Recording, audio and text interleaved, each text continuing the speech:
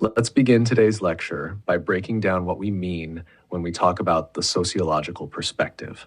Sociology is the systematic study of human society, but more than just collecting facts or statistics, it's about understanding how society works and how it influences people's lives.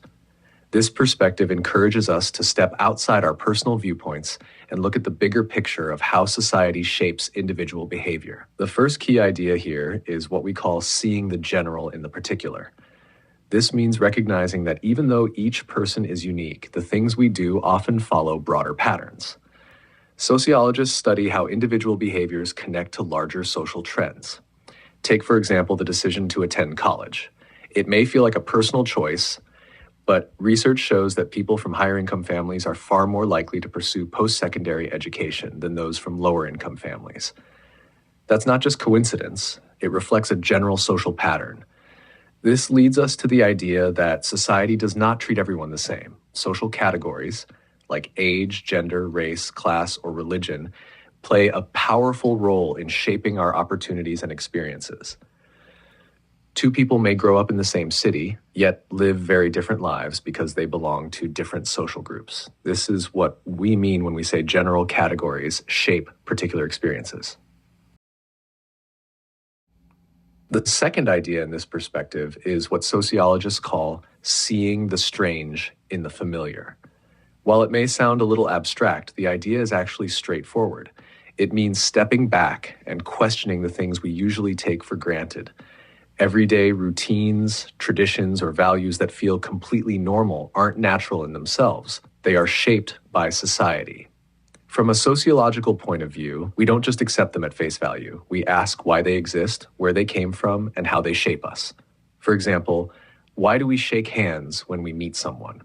Why is it common in some societies to move out of your parents' home at 18, while in others people live with extended family for much longer?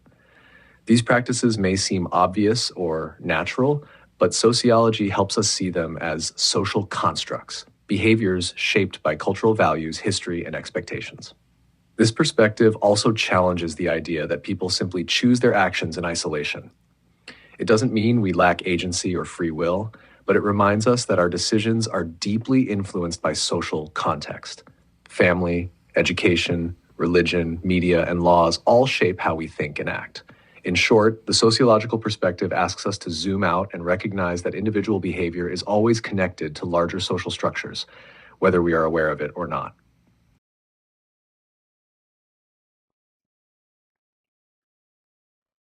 Now let's take this perspective a bit further and look at how it helps us understand something very personal, something that most people would assume is entirely individual, the decision to take one's own life. It might seem like suicide is purely a private act driven by personal emotions or mental health issues. But one of the foundational insights in sociology is that even deeply personal decisions can be shaped by social forces. A classic study looked at suicide rates and found clear patterns that suggest it's not just about individual feelings. Society plays a role too. For example, the research showed that certain groups were consistently more likely to die by suicide than others. Men were more likely than women, Protestants more than Catholics or Jewish people, the wealthy more than the poor, the unmarried more than those who are married. What this tells us is that there's something about these social categories, something about the kind of social support, connection, or expectation people experience in these groups that influences this outcome. People who are more socially isolated or less integrated into a strong community structure tend to be at higher risk. So it's not just about what's happening inside a person's mind, it's also about what's happening around them in their social world. And what's really interesting is that even though this research is over 100 years old, the basic patterns still hold true today. If we look at current statistics, we see that men are still nearly 3 times more likely to die by suicide than women. That's not just biology at work. That's a clue that gender roles, expectations, and social connections matter.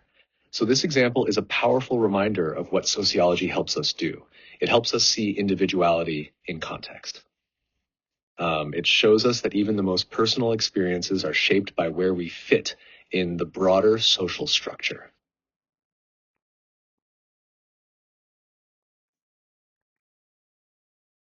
Another way to think about the sociological perspective is by looking at how it becomes especially clear in certain situations, like when people feel like outsiders or when society is going through rapid change. For some groups of people, feeling like an outsider isn't just occasional, it's part of everyday life. If you don't fit into the dominant or majority category in a society because of your race, religion, gender identity, social class, or any number of other things, you're often more aware of how society is structured. That outsider status can make social rules and expectations more visible simply because they're not working in your favor. When you're part of the dominant group, it's easier to overlook the impact of social forces. You might just think things are normal. But when you're outside that dominant category, you're more likely to notice how norms, institutions, and unspoken rules shape your experiences differently. In that way, being an outsider can actually sharpen your sociological awareness. We also see this awareness grow during times of rapid change or crisis. When society is stable, we tend to take things for granted. But when there's a big disruption, like an economic recession, a political shift, or a public health crisis, suddenly people start asking deeper questions. They feel off balance, like the ground is shifting under them. And that's often when they begin to see the social patterns that were always there, just hidden in plain sight. So whether it's through personal experience or broader social upheaval, these moments give us the chance to see sociologically, to recognize the connections between individual lives and larger social forces.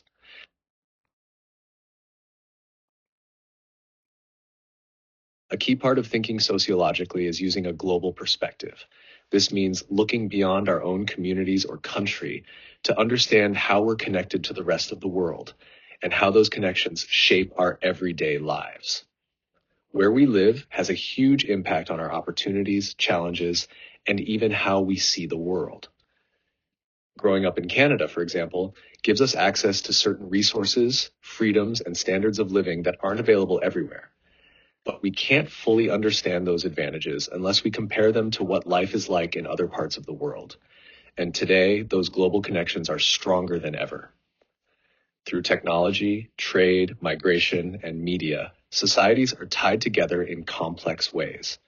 What happens in one part of the world, whether it's a financial crisis, a war, or a supply chain issue, can have ripple effects that reach us here in Canada. We also need to recognize that many of the issues we face, like poverty, inequality, or climate change, exist on a global scale.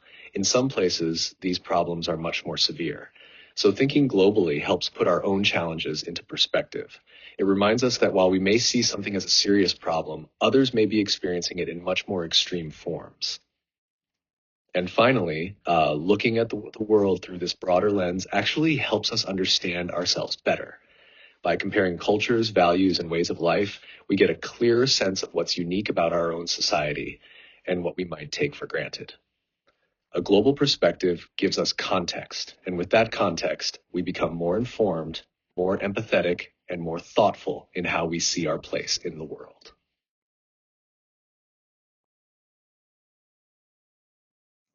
To understand where sociology comes from, we need to look at the social changes that helped shape it as a discipline. Sociology didn't just appear out of nowhere. It developed in response to major transformations happening in society.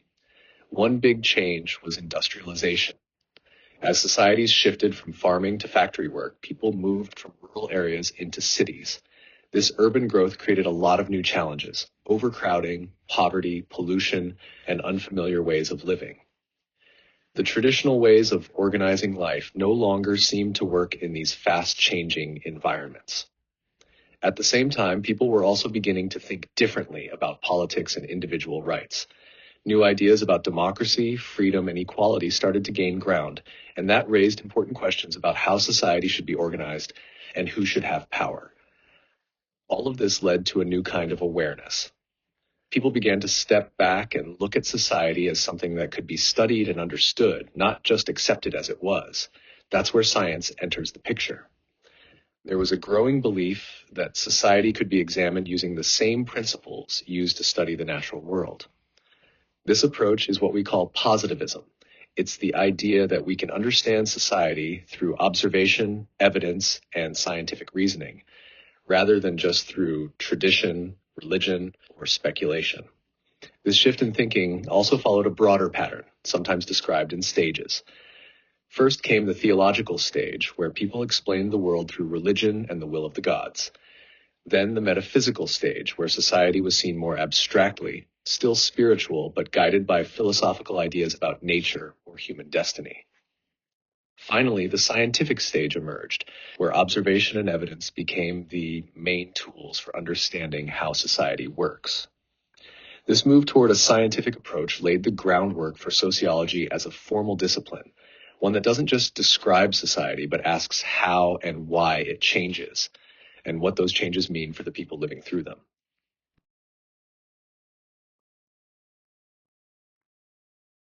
So, why does any of this matter? What are the actual benefits of thinking sociologically? Well, there are several, and they all have real-life implications. First, the sociological perspective helps us assess the truth of common sense. We hear a lot of statements like hard work always leads to success, or people get what they deserve.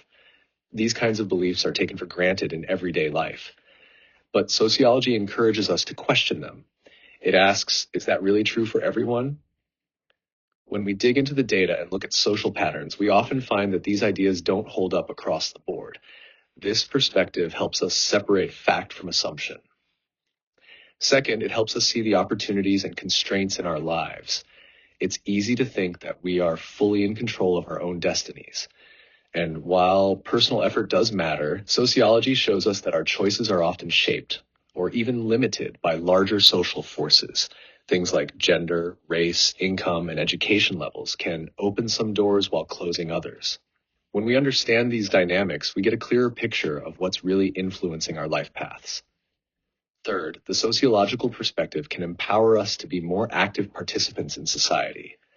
Once we recognize how social structures work, we can start to question them and even work to change them. Whether it's advocating for more inclusive policies, supporting social movements, or just being more thoughtful in our everyday decisions, this perspective gives us tools to engage more meaningfully with the world around us. Fourth, it helps us live in a diverse world. Canada, and the world in general, is made up of many different cultures, backgrounds, and ways of life. Understanding sociology helps us navigate that diversity with more empathy and awareness. It reminds us that people's experiences are shaped by many different social factors, and that there's value in trying to understand those differences rather than judging them. And finally, this perspective can also shape your career. Sociologists work in many different roles as researchers for government agencies, private foundations, or businesses. They collect and analyze data to understand social trends and help make informed decisions. But beyond formal jobs, the skills you develop through sociology, critical thinking, data analysis, understanding social systems, are useful in a wide range of fields, from education and public health to marketing and urban planning.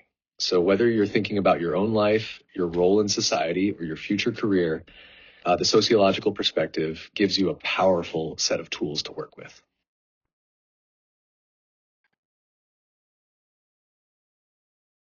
Now let's talk about sociological theory, which is all about making sense of what we observe in society. At its core, a theory is just a way of explaining how and why certain facts are connected. It helps us move beyond just describing what we see to understanding the bigger picture of how society works. In sociology, we use something called a theoretical approach to guide our thinking. This is basically a framework, a basic image or model of society that shapes how we ask questions, what we look for in our research, and how we interpret what we find. There are three main approaches that sociologists tend to use, and each one looks at society in a different way. The first is the structural functional approach. This view sees society as a complex system with many parts, and each part has a function that helps keep the system stable and running smoothly. Think of society like a machine or an organism.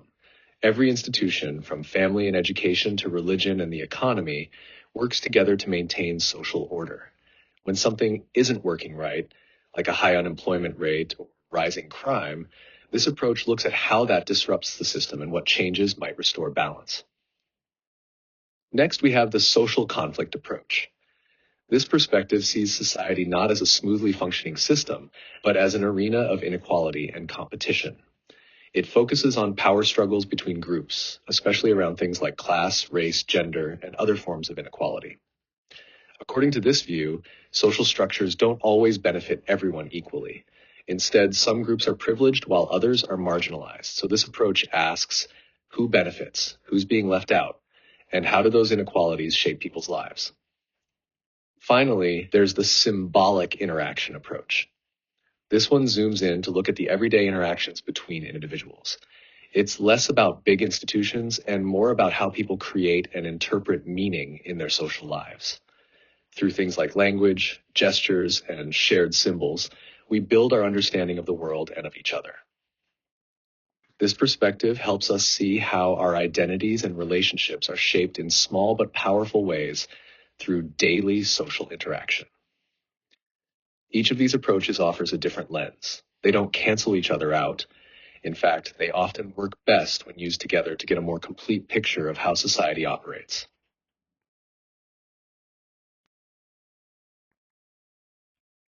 Let's take a closer look at the structural functional approach, one of the main ways sociologists analyze society.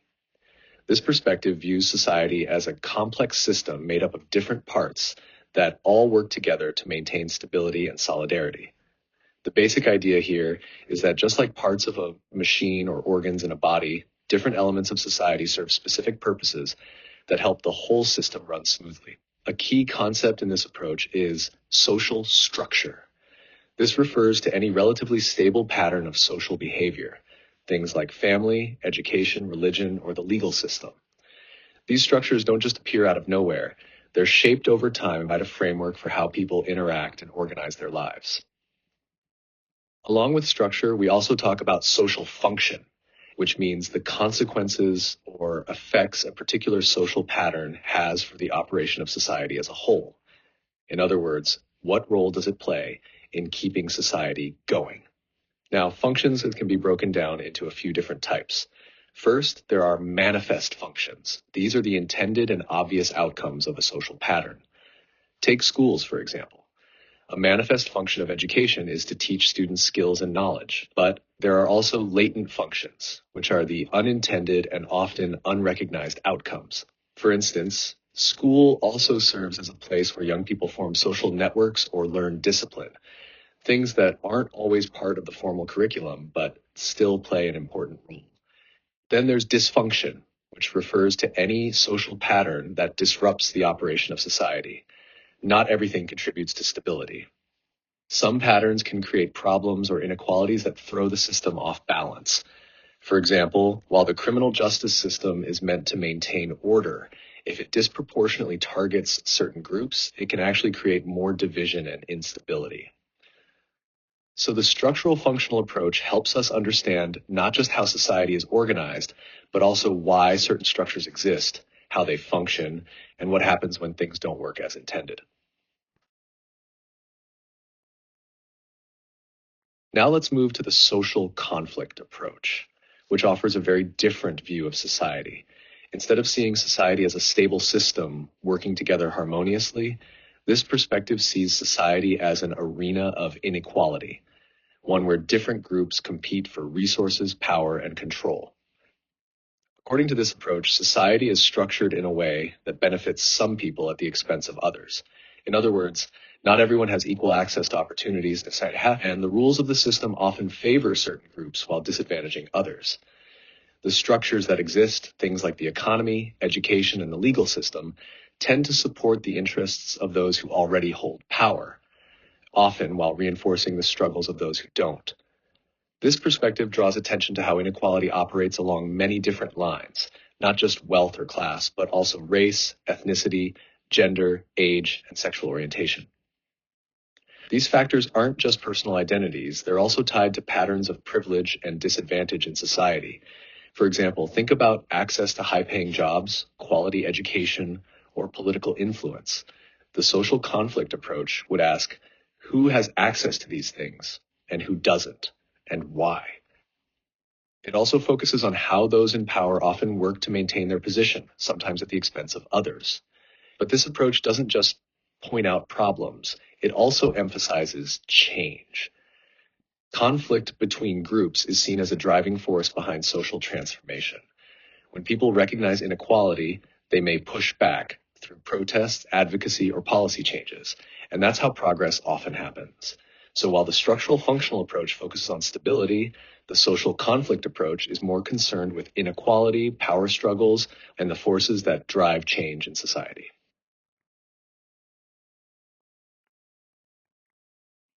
Now let's look more specifically at gender conflict theory, which is a branch of the broader social conflict approach. This perspective focuses on the inequality and tension that exists between women and men in society. It looks at how gender is not just a personal identity, but also a major organizing factor in how power and resources are distributed. Gender conflict theory highlights how many of society's structures and institutions have historically been shaped by and continue to support patriarchy, which is the dominance of men over women. This perspective also addresses sexism, or the belief that one sex is naturally superior to the other. Both of these ideas contribute to systems that disadvantage women and limit opportunities based on gender. This approach is closely tied to feminism, which is the movement for social equality between men and women. In sociology, feminist theory pushes us to examine how gender roles are created, maintained, and challenged, and how these roles affect everything from family life and education to politics and work. Using feminist theory in sociology also encourages us to recognize the contributions of women to the field itself. For a long time, women's voices were left out of mainstream sociological thinking. This approach helps correct that by showing how women, like Harriet Martineau, for example, played an important role in shaping early sociological thought, even if they weren't always given the recognition they deserved.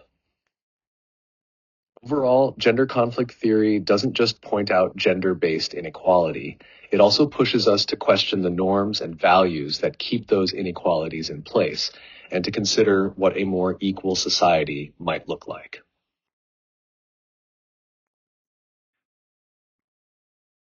Next, we turn to critical race theory, another important perspective in sociology that focuses on the relationship between race and broader systems of power. This approach looks closely at how race intersects with other factors, like class, gender, and citizenship status, to shape the everyday experiences of racialized groups. Critical race theory doesn't treat race as a simple, isolated category. Instead, it shows how race interacts with other social identities to produce complex layers of advantage and disadvantage. So, for example, the experience of a Black woman in Canada might be shaped not only by race, but also by gender, income level, and more. This approach helps us understand how multiple forms of inequality can overlap and reinforce each other. At its core, critical race theory argues that racism is not just a matter of individual prejudice. It's embedded in laws, policies, institutions, and cultural norms. It challenges the idea that we live in a post-racial society, and instead looks at how systemic racism continues to shape outcomes in areas like education, policing, housing, and employment. This perspective also works to highlight the contributions of racialized thinkers and communities to the development of sociology itself. Too often, these voices were ignored or excluded from mainstream academic work. Critical race theory helps correct that by recognizing the foundational work done by scholars from marginalized groups, people like Cecil Foster, W.E.B. Du Bois, and Daniel G. Hill, who brought crucial insight into the realities of racial inequality and justice. In short, critical race theory gives us tools to better understand how race and racism operate at all levels of society. And it pushes sociology to be more inclusive and aware of the diverse experiences and voices that shape our social world.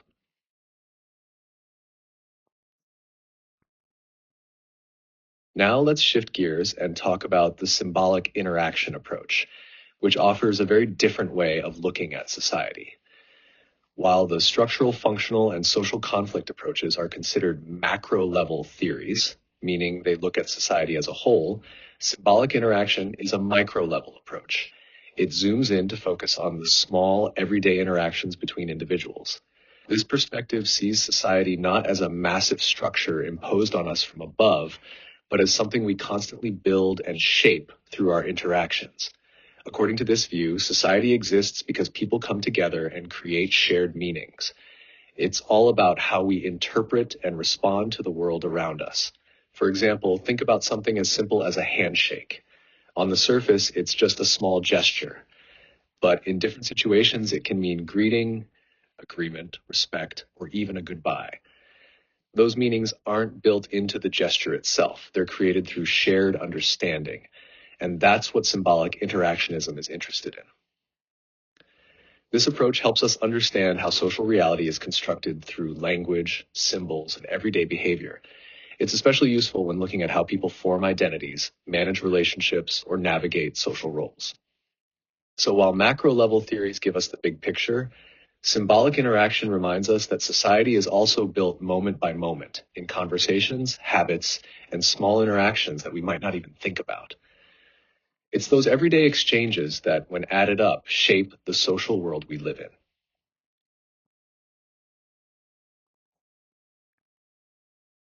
At this point, it's important to take a step back and critically assess the three main theoretical approaches we've discussed. Each one gives us a different lens through which to view society, but no single approach captures everything. Each has its strengths and also some important limitations. Let's start with the structural functional approach. While it's useful for understanding how society maintains order and stability, it often overlooks deep inequalities. It tends to assume that if something exists, it must be serving some function, even if that function benefits only a few people.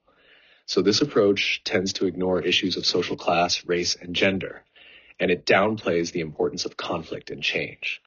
In focusing so much on stability, it can miss the voices and struggles of those who are disadvantaged by the system. Next, we have the social conflict approach. This perspective is great for highlighting inequality and pushing us to think critically about who benefits and who doesn't. But its weakness is that it can sometimes overlook the things that actually hold society together, like shared values, cooperation, and social bonds. Also, because this approach is often connected to calls for social change, critics argue that it can lose its objectivity and become more political than scientific. That's a fair debate, especially in research that's meant to influence policy or activism. And finally, the symbolic interaction approach. This one helps us understand how individuals create meaning in their everyday lives. But in focusing so closely on micro-level interactions, it can miss the bigger picture. It tends to overlook how larger structures like the economy, the education system, or systemic racism influence those day-to-day experiences. So while it's great for understanding individual behavior, it needs to be balanced with an awareness of broader social forces. So the key takeaway here is that no approach is perfect. They each offer valuable insights, but they also have blind spots. That's why sociologists often use multiple perspectives together to build a fuller, more balanced understanding of how society works.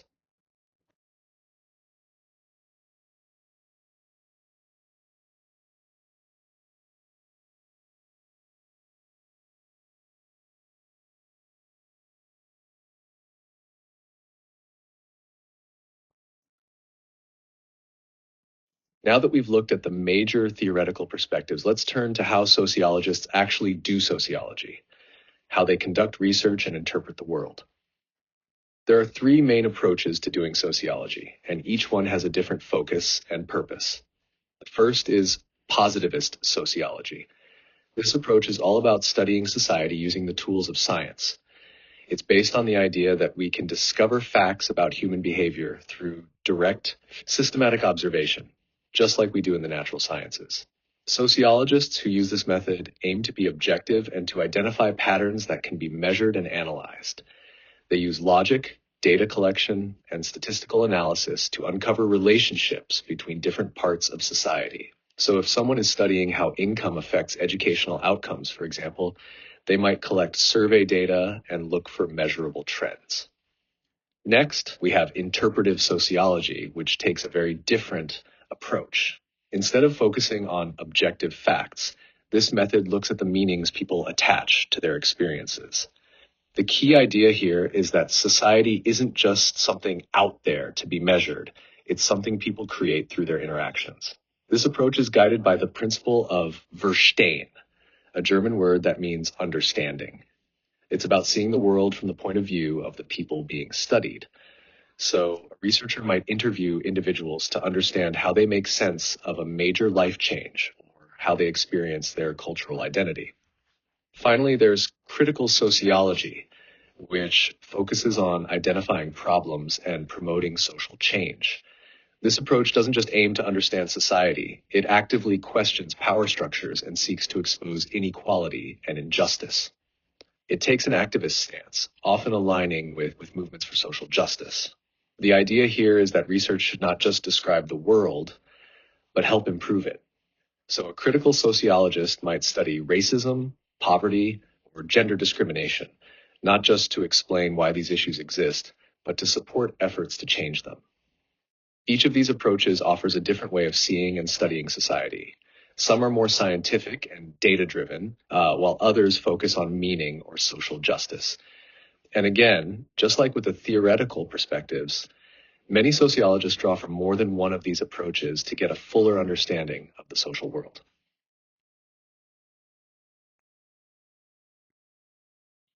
Let's take a deeper look at positivist sociology, which is the approach most closely linked to the scientific method.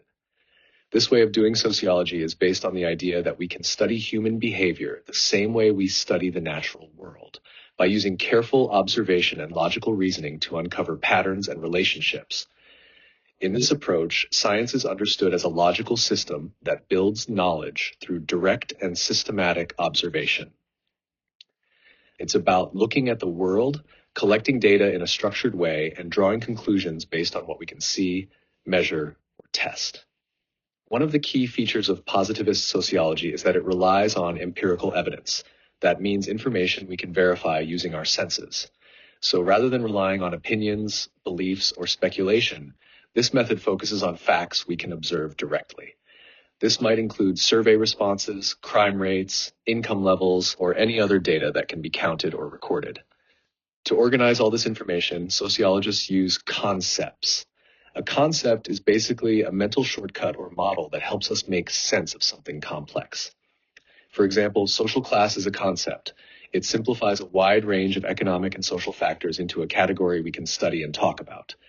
Concepts help us break down big, messy parts of the social world into something we can analyze more easily. So overall, positivist sociology aims to explain social behavior by looking for general patterns using tools that are objective, measurable, and grounded in observation.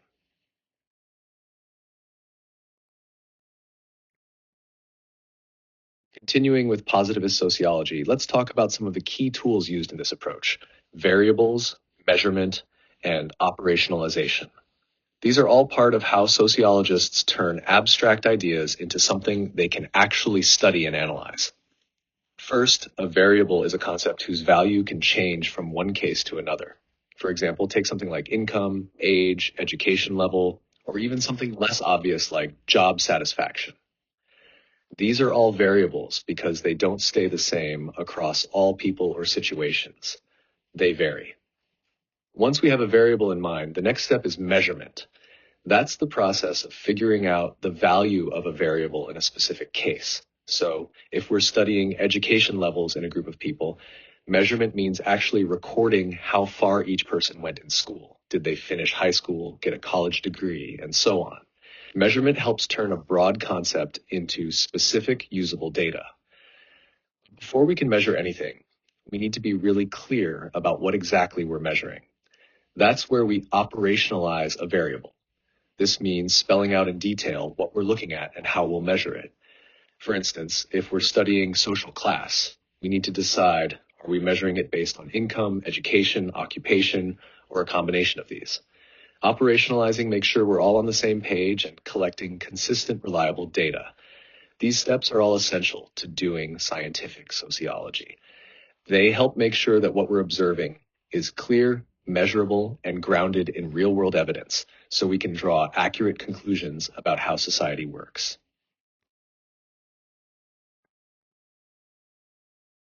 As we continue exploring how sociologists conduct research, it's important to understand two critical concepts: reliability and validity. These are the standards we use to evaluate how trustworthy our research tools and findings are. Let's start with reliability. This refers to consistency in measurement. So if you're using a survey or a test to measure something, like attitudes about social issues or income levels, you want that instrument to give consistent results each time it's used under the same conditions. If someone takes the same survey twice and gives completely different answers each time, that would be a sign that the survey might not be very reliable. In short, reliability asks, are we getting steady, repeatable results? Then we have validity, which is about precision. It asks whether we're actually measuring what we intend to measure. For example, if we say we're measuring someone's level of stress, but we're only asking them how many hours they work each week, we're probably missing the full picture. That measure might be reliable, it might give consistent answers, but it wouldn't be valid because it doesn't truly capture the concept of stress. Sociologists also use descriptive statistics, like the mean or average, to summarize data from large populations. These statistics help us make sense of patterns and trends, but their usefulness depends on how reliable and valid our measurements are. So when designing research tools, sociologists always aim for both reliability and validity, consistent results that truly reflect what we're trying to study. Without those, any conclusions we draw could be misleading or incomplete. Now let's talk about the difference between correlation and cause and effect, a really important distinction in sociological research. First, a correlation simply means that two or more variables change together. So for example, if we find that as education levels increase, income tends to increase too. That's a correlation. The two variables are linked, they rise or fall together, but that doesn't automatically mean one causes the other. That's where the idea of a spurious correlation comes in. This is when two variables seem to be related, but that the relationship is actually caused by some third factor.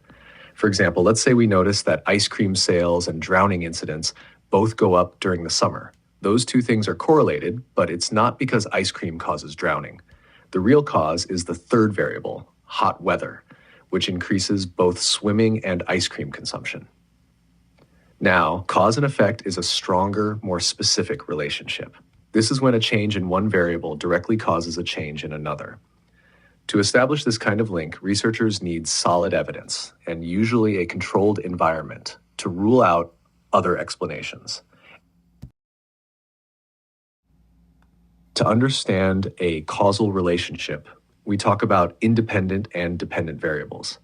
The independent variable is the one that causes the change. It's what you, as the researcher, manipulate or examine as a potential influence. The dependent variable is the one that changes in response. Its value depends on the independent variable. So let's say we're studying whether class size affects student performance. Class size would be the independent variable, and student performance, maybe measured by test scores, would be the dependent variable. If test scores go down as class size increases and we can rule out other factors, we might be seeing a cause and effect relationship. Understanding the difference between correlation and causation is crucial in sociology. It helps us avoid jumping to conclusions and reminds us to look carefully at the data and the context before claiming one thing causes another.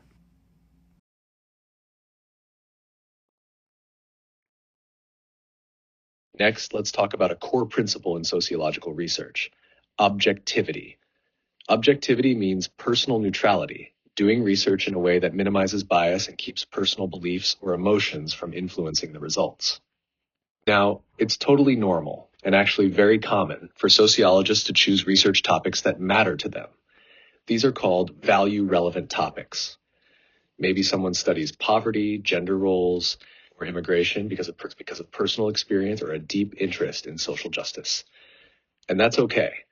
Passion can be a great motivator in research. But once the research begins, the goal is to be value-free.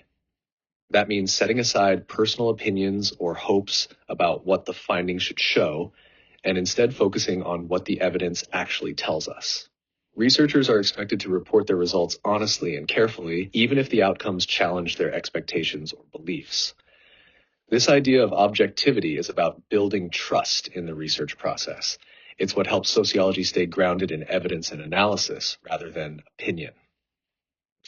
Of course, complete neutrality is difficult, if not impossible, but striving for objectivity ensures that the work is more balanced, credible, and useful for understanding the world as it really is.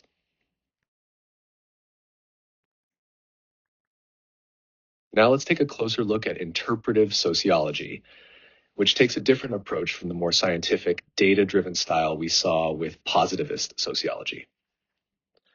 Interpretive sociology is all about understanding the meanings people attach to their social world. Instead of asking, what are the patterns, or how many people do this, interpretive sociology asks, why do people do this, and what does it mean to them? The focus here isn't on trying to explain behavior with broad laws or generalizations. Instead, it's about interpretation, getting inside people's everyday experiences and understanding how they see and make sense of the world around them. This approach doesn't reject science altogether, but it does shift the focus. Rather than aiming for objectivity and large-scale data, interpretive sociologists are more interested in the subjective side of social life, how people experience things, what symbols they use, and how their interactions create shared meaning.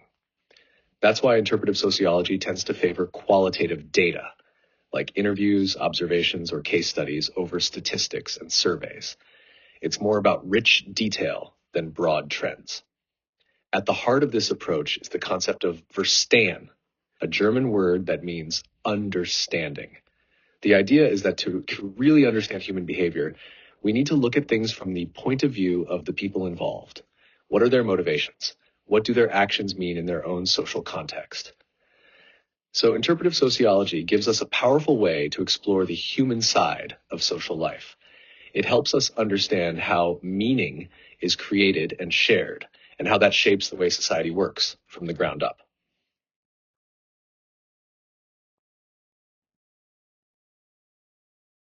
Finally, we come to critical sociology, which takes yet another distinct approach. This perspective focuses directly on inequality and the urgent need for social change.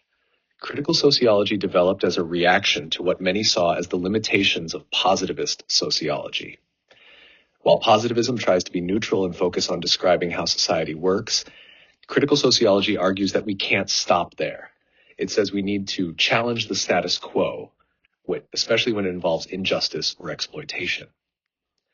This approach rejects the idea that society is some kind of natural fixed system. Instead, it sees society as shaped by human decisions, power structures, and inequalities, particularly those related to class, race, gender, and other forms of difference. If those systems were created by people, then they can also be changed by people. One of the central ideas here is that the point of sociology isn't just to study the world, it's to change it. That means research shouldn't just sit in academic journals or classrooms. It should connect with real-world struggles and support efforts to create a fairer, more equal society. So, critical sociology takes an activist orientation. It ties knowledge to action. Sociologists working from this approach often collaborate with communities, participate in social movements, or advocate for policy changes. Their research is driven by a commitment to justice and a belief that understanding the world is only the first step. Improving it is the real goal. This approach reminds us that sociology is not only about analysis, it can also be a tool for transformation.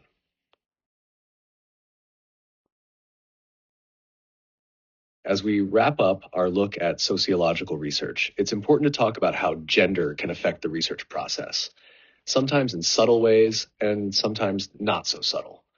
One major issue is androcentricity. This means approaching a topic from a male-centered perspective, where men's experiences are seen as the norm. The opposite, gynocentricity, is the same idea but with a focus on women. The problem with either approach is that it can leave out important parts of the picture. When research is based only on one gender's point of view, it risks misunderstanding or ignoring the experiences of others. Another issue is overgeneralizing. This happens when researchers collect data from only one gender, often men, and then apply the results to everyone. For example, if a study about workplace behavior only includes male employees, but then makes claims about workers in general, that's overgeneralization. It assumes that what's true for men is automatically true for women, which is often not the case. We also have to watch out for gender blindness, which is the failure to consider gender at all in the research. This can lead to missing key insights or making flawed assumptions. For example, a study on income inequality that doesn't consider gender might overlook how the gender pay gap affects the results. Then there are double standards, where different expectations or judgments are applied to men and women in the same situation. This can show up in research when certain behaviors are interpreted differently depending on the subject's gender, which skews the findings and introduces bias. And finally, we have interference, which happens when the gender of the researcher affects the way participants respond. For example, someone being interviewed about personal topics might answer differently if they're speaking to a man versus a woman. This doesn't mean the data is useless, but it's something researchers need to be aware of and account for in their analysis. So, overall, being mindful of gender in research is about recognizing how it can shape the way questions are asked, how data is collected, and how results are interpreted. Addressing these issues helps make research more accurate, inclusive, and meaningful.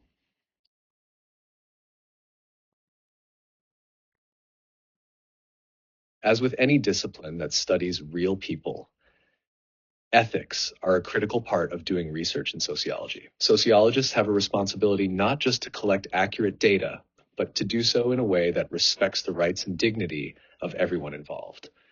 First, researchers must strive to be technically competent and fair-minded.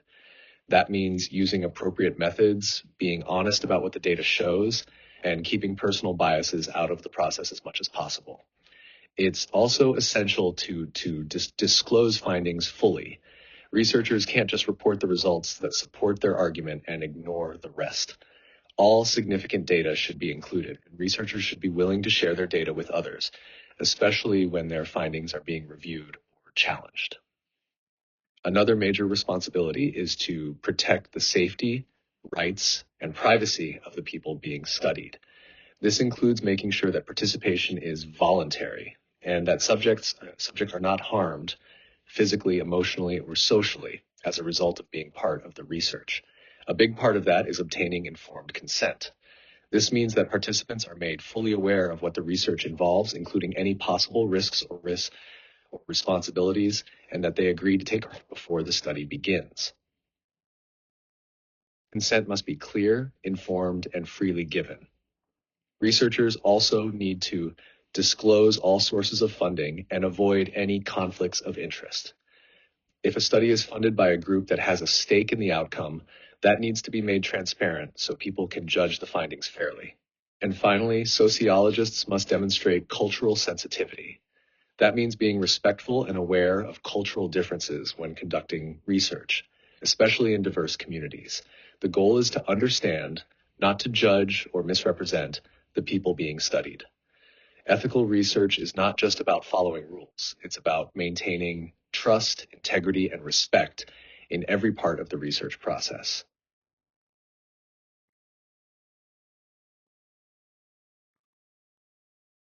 Now let's look at the tools sociologists use to actually carry out their research. These are called research methods, which simply means a systematic plan for collecting and analyzing data. There are several major methods in sociology, each suited to different kinds of questions and goals. First, we have the experiment. This method is used to investigate cause and effect under highly controlled conditions. Sociologists might use experiments to test how certain variables influence behavior. For example, they could study how group pressure affects decision-making. The strength of this method is that it allows researchers to isolate variables and see how one thing directly influences another. But because it's so controlled, it may not always reflect how people act in everyday life. Next is participant observation, also known as fieldwork. This method involves systematically observing people by joining in their routine activities. The researcher becomes part of the group they're studying, whether it's a classroom, a religious community, or a street market. This approach offers rich, in-depth insight into people's behavior and social interactions, especially in their natural settings. It's less about numbers and more about context and meaning. Then there's using existing sources, which means working with data that has already been collected by others, like government statistics, historical records, or previous research studies. This method is efficient and can reveal long-term patterns. But researchers need to be careful about how the original data was collected and whether it suits their own research questions. Each method has its strengths and limitations, so sociologists choose based on what they want to study, what kind of data they need, and how they can collect it ethically and effectively. Sometimes they even combine methods to get a fuller picture of the social world.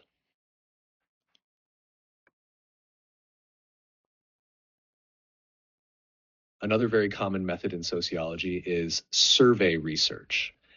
This approach involves asking people to respond to a series of questions, either in writing or through a conversation. It's one of the best ways to gather data from large groups and find out what people think, feel, or do. A survey can be done using a questionnaire, which is a set of written questions or statements that people fill out on their own. Questionnaires are useful when you need to reach a lot of people and keep things standardized. They can be done on paper, online, or even through a mobile app. The other option is an interview, where the researcher personally asks each question. This method allows for more flexibility. People can ask for clarification, and the researcher can pick up on body language or tone. Interviews can give more detailed, in-depth responses, but they're also more time-consuming. When doing survey research, it's important to define your population. That's the entire group of people you want to learn about. For example, if you're studying student stress levels, your population might be all university students in Canada. Since it's not always practical to survey everyone in a population, researchers use a sample, a smaller group that represents the whole. A good sample reflects the diversity of the population so that the findings can be applied more broadly. Survey research is especially useful for gathering large amounts of data and identifying patterns across different groups, but it depends on well-designed questions and thoughtful sampling to make sure the results are accurate and meaningful.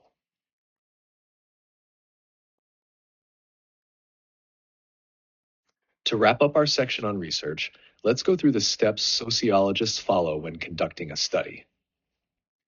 Like any careful investigation, doing sociological research involves a clear step-by-step process to make sure the work is thoughtful, ethical, and reliable. 1. Select and define a topic. This is where the researcher chooses something meaningful, socially relevant, and researchable. Once chosen, the topic must be clearly defined so the focus is specific and understandable. 2. Review the literature. This means looking at what other scholars have already written about the topic. Reviewing the literature helps avoid duplication, identifies knowledge gaps, and provides a strong foundation for the new study. 3. Develop key questions. These questions guide the research and determine what kind of data is needed. They focus the study and help ensure that it stays on track. 4. Assess requirements for the study.